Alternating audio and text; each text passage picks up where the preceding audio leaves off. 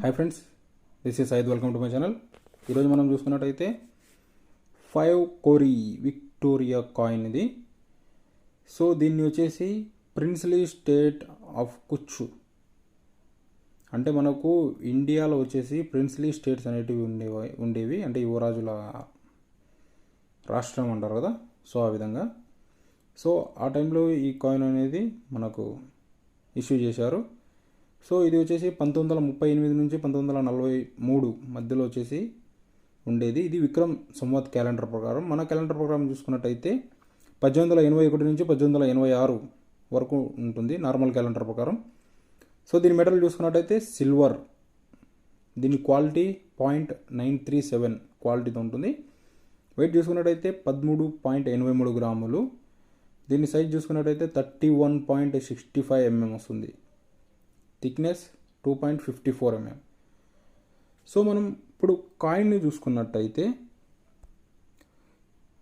చిన్న సర్కిల్లో త్రిశూలం, చంద్రవంక, ఒక బాకు అనేది వచ్చేది. సో మనకు దేవనాగరి లిపిలో వచ్చేసి కోరీ పాంచ్ అని, దాని క్రింద వచ్చేసి డేట్ ఉంది కదా, ఆ డేట్ వచ్చేసి 1939 అని. కోరీ పాంచ్ అంటే కోరీ 5 అని అర్థం వస్తుంది. ఇక్కడ మీకు సర్కిల్లో ఉండే విధంగా చిన్న సర్కిల్ ఉంది కదా ఇది.